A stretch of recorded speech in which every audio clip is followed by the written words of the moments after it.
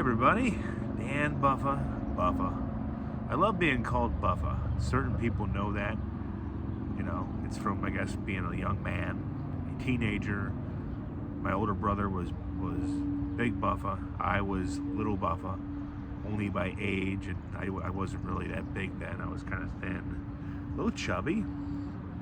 You know, I used to have a little bit of a belly. I like to eat. I've always liked to eat. I've just also learned to move and lift weights on occasion. Our pipe, our heavy toilets. There's nothing better than going to work, and that is your gym, which that's what Crescent is. But today, on this nice Sunday evening where I am sitting up here, not exactly early in the evening, but not late either, and I'm not cooking. The sun is right on me. You got me and the place I was born, Barnes, way back there in the distance, on the sky. Anyway, discuss a couple things tonight. A few things I've watched, Apple TV Plus related. So if you don't have that, I'm sorry. You know, or as Arnold would say, I'm sorry. I don't know, but first one is the John Hamm series, Your Friends and Neighbors, wrapped up its second season recently, and James Marsden was a guest star this season, played it really well. Olivia Munn, John Hamm, of course, Amanda Peet, all the actors came back. The great Hoon Lee. It is kind of each season has been kind of a Banshee reunion because you have Hoon Lee, and then Matthew Rauch, and then Matt Servita was in season one briefly. But the show is, and also, of course, it would be remiss for me to mention those guys without saying that the show is created by the guy who did create Banshee, Jonathan Tropper. One of the few people, not few, but one of the handful of people, or maybe two handfuls of people I've got to interview on a phone basis. But also, we'll go back to that original description.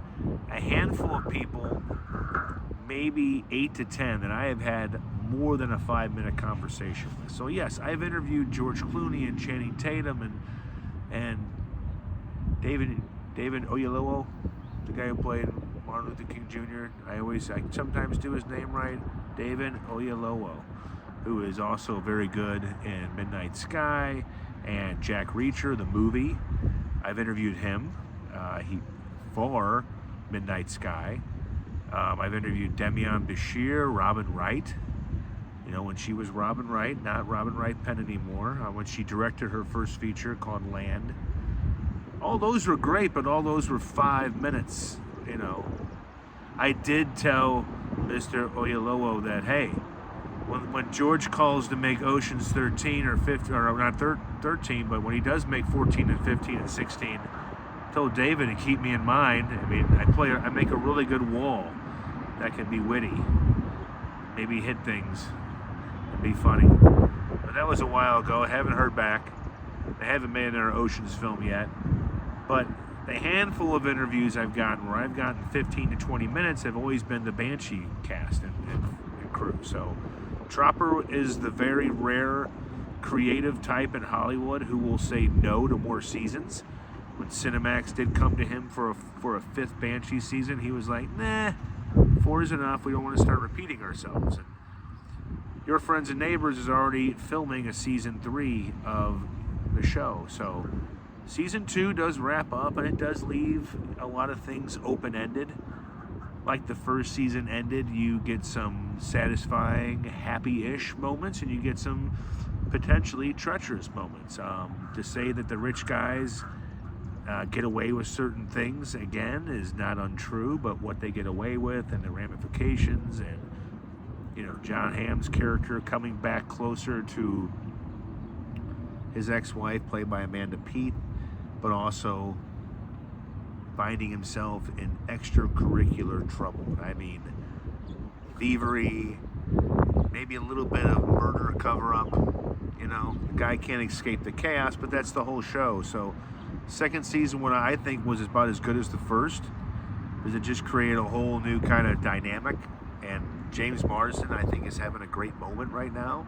He's going to come back as Cyclops in the new Avengers movie in December. We already seen it in the preview. He rips his goggles off and just lets out a firebomb from the eyes. It looks like the X-Men are kind of perishing in that scene, but we will see. But he also played the president on Paradise, and now he played kind of I wouldn't call him a villain in Your Friends and Neighbors, but he's definitely a thorn in everybody's side, mostly everybody's, and he's kind of the catalyst for the second season. But also on Apple TV Plus and gaining a lot of conversation is the latest remake of Cape Fear, which is produced by Martin Scorsese and Steven Spielberg. What a power team of producers. And it actually stars, of course, Javier Bardem, when he plays a bad guy, No Country for Old Men, Skyfall, it's pretty much a slam dunk. And playing the character played so wickedly by Robert De Niro in the Scorsese film. And I say Scorsese because I called him Martin Scorsese for so long before the man himself, Little Martin, that little film encyclopedia stuck inside of a very short Italian body, but a very impressive mind, introduced himself on a video one time and said, "Hello, I'm Martin Scorsese." And I'm like, whoa, wait a minute, Martin. Yeah, you've had this since way before I was born, but I still object. And then I started calling him Scorsese. But obviously the producer credit means he signed off on it, and when you get Amy Adams and Patrick Wilson, who are so perfectly cast as the couple that Javier Bardem's Max Cady just tease off on in awful ways. I mean, it's not like he just comes at him like straight on. He slices. Like Al Pacino warned George Clooney in Ocean's 13, which was much better than Ocean's 12. He just said, hey, when I come at you, I don't come at you, I slice like a hammer. And that's what Javier Bardem's bad guy is doing in this series. He's going to use the entire show to obviously, it was a weird situation. The setup is essentially he was represented by Amy Adams' lawyer and being prosecuted by Patrick Wilson's lawyer. And those two eventually became a couple, and Bardem's, defendant went to jail for a good amount of time, and I guess he gets out and he holds a grudge and makes their life a living hell. And that's the whole setup. I'm almost 3 episodes in. That's what's available on Apple TV Plus, but because I can cheat, because I still soak my film and TV critic badge like a rag, just getting that last bit of water out from the faucet, I do get Apple TV Screeners Plus, so I can go in there and watch everything. It requires like what seems like 80 different passcodes. Enter your password, Google Authenticator, and we're going to order another password, and then order a pizza, and then come back and put your password in again. It's just getting complicated. So I have to jump through about 5 hoops to do it, but I can watch the whole show. Because they put the Ham series on the second season. It's been there for a while, but my master procrastinating self was like, I'm going to wait till everybody else can watch it.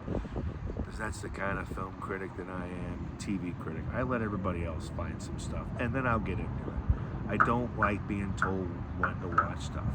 When you spend about 8 years of your film critic life watching movies, at screenings, when they want you to, and then you keep going, am I going to make some money from this, or is it just going to be for love of the game?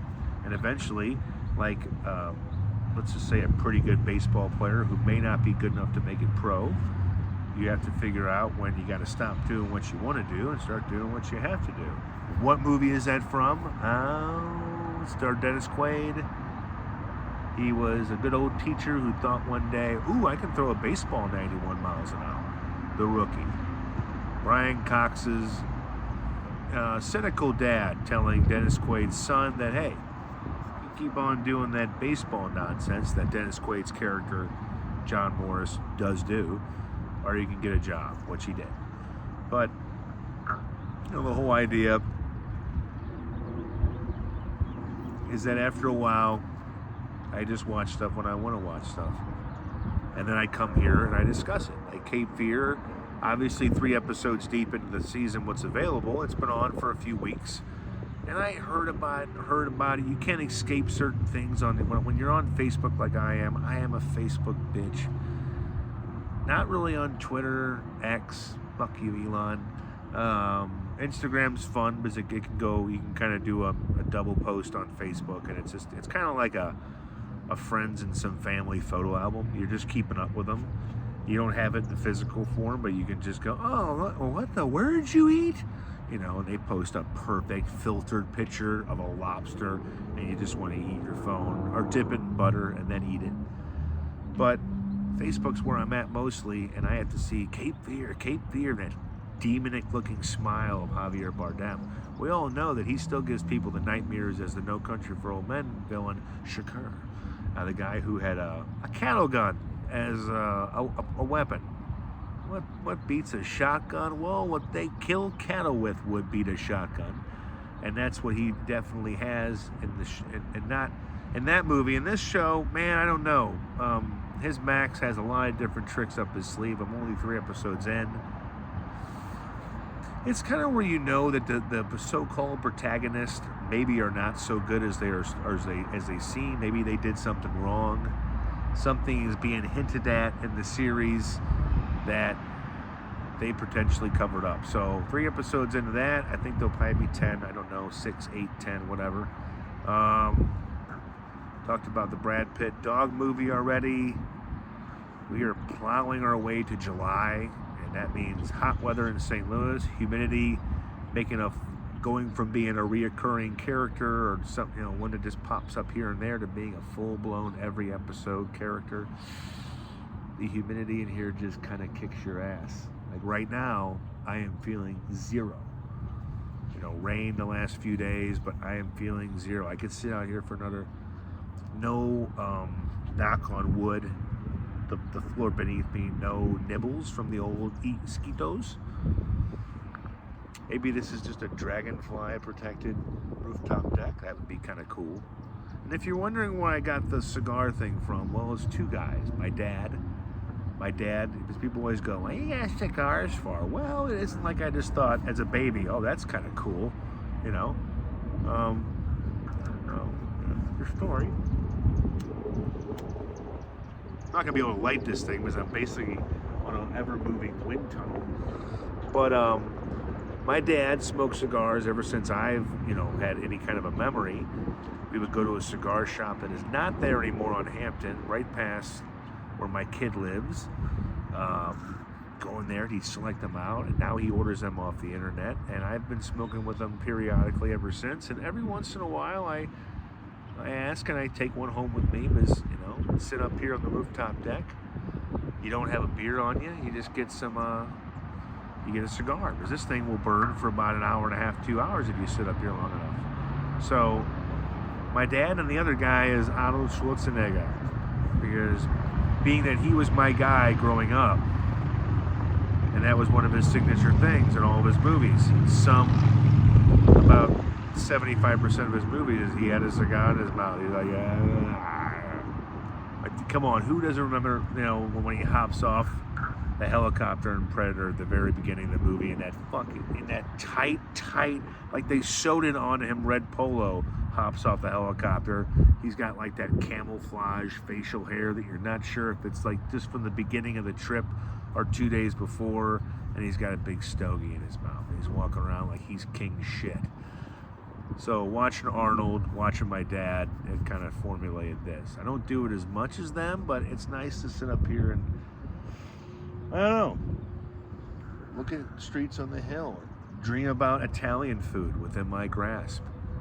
Wishing that on top of this deck, where there is a lot of uncharted, unused area, if everybody could just get over the fear of falling off the edge of the building to their death, we could put a little hot dog stand right here. We could put a little burger bar. I'm just thinking.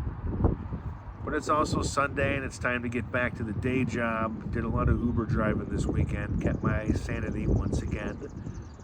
Do I ever lose it? Yeah, but you'll never know about it. Who wants to watch a podcast of that? A total meltdown. No, it's more like just an annoyance with the human species, and how when you get an Uber and I get there and I'm there and you're not ready, you take a few minutes, it's just annoying. When you get an Uber, people, be ready. Because to us, time is money. We don't, whatever you're paying, we don't make that. We make about 3/4, 75%, yeah, about 3/4 of it. It's not terrible. It's not great. It is what it is. But if you're making us wait, we are just losing money. So unless you want us to ride across the parks and off-road and maybe do a wheelie, two-wheeler it down Hampton, just get in the truck and shut your mouth. I'm kidding. If you want to talk, speak. I don't always have to talk. I don't mind somebody diving into their phone for the 35-minute ride to Chesterfield. But if you want to talk, bring it on.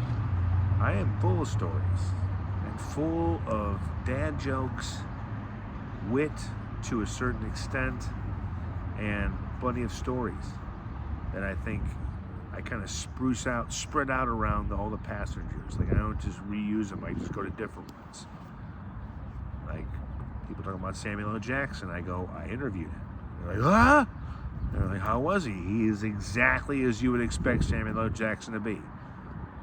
Never would I be so amused by the guy sitting down who once fought snakes on a plane, just saying, where's my Starbucks?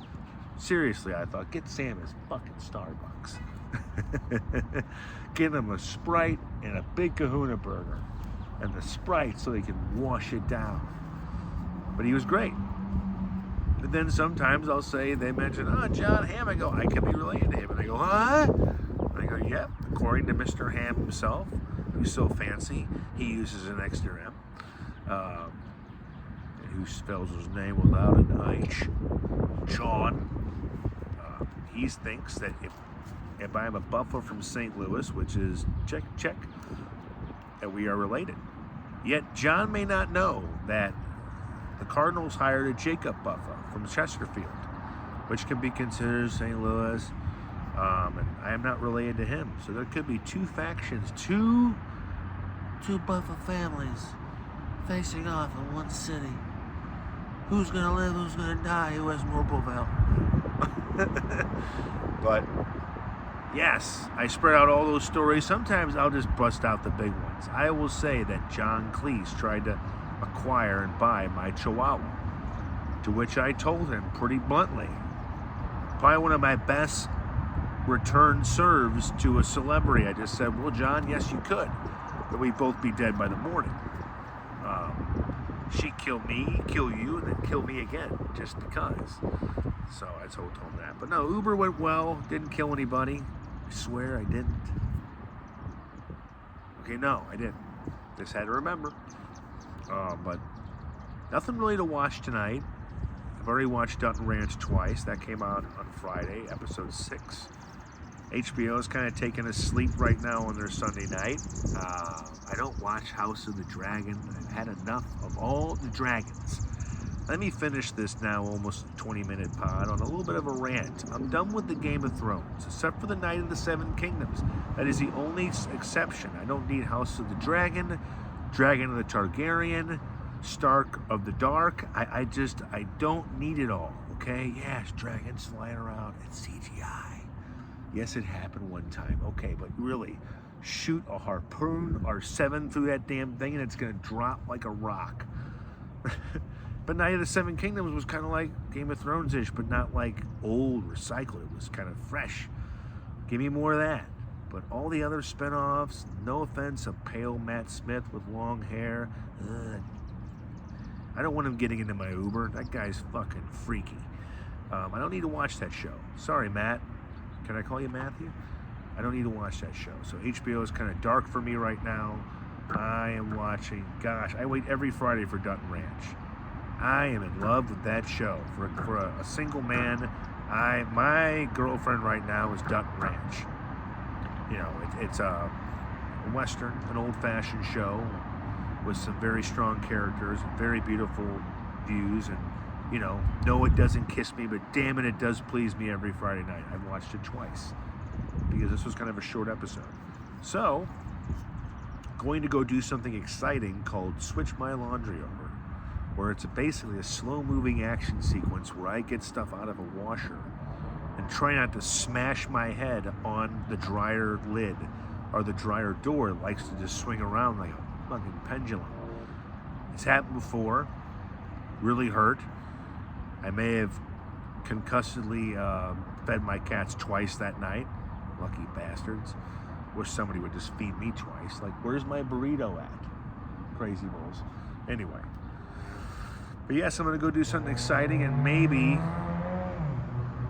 we are on the rooftop deck where sounds abound in the St. Louis city, but possibly go down to the bar. When you have a bar that's just right there and you live right here and you can stumble your way home or at least land in the pizza place across the street, it's not so bad. But I could just be lazy and turn on Michael Clayton and drift off into the night.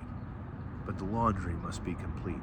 Thanks for watching this. Recap, Your Friends and Neighbors finished its second season. Season 3 is going to be coming. The creator of Banshee has still got it. Very interesting show, very entertaining show. You know, John Hamm is always kind of fun to watch. He's the guy that has leading man looks but likes to be part of an ensemble, and he is again. That's how he made his bones in the industry in Mad Men, and that's how he's still doing it, even if he's kind of like the face on the poster. Cape Fear is every bit as advertised. It's freakish. It's a slow boiling thriller about a guy getting revenge. But in this case, it's not like the guy getting revenge is a good guy. He's a psycho called Max, played by Javier Bardem. And the victims in this show are Amy Adams and Patrick Wilson. And it's going to be a slow death or whatever happens. But 3 episodes in and a lot more to watch. So continue to read and watch the pods and the articles. I appreciate it. A writer is pretty much a guy talking to himself without any readers. So when you watch this and you take 20 minutes of your day to go, what does he want now? I appreciate it. So another work week upon us. Not as hot. Still kind of hot. Lots of rain, so it's going to be a good time to watch some shows and movies. Mandalorian and Grogu in the theaters. You have, gosh, these movies come out at a lightning rate. You have the new Spielberg Vic Disclosure Day, which I thought was pretty good. I'm not going to doesn't reinvent the cinematic wheel, but for what the trailer gave you or promised you, the movie gives you. And maybe a little more. Nobody writes a more original and compassionate stroke on the alien genre than Steven Spielberg. So that's in theaters. Not doing any baseball talk on this one. It would be a bad way to end the episode. I would alienate my viewers right at the very last 10 seconds. But hey, Cardinals fans, it's going to be fine. Have a good night and have a good week.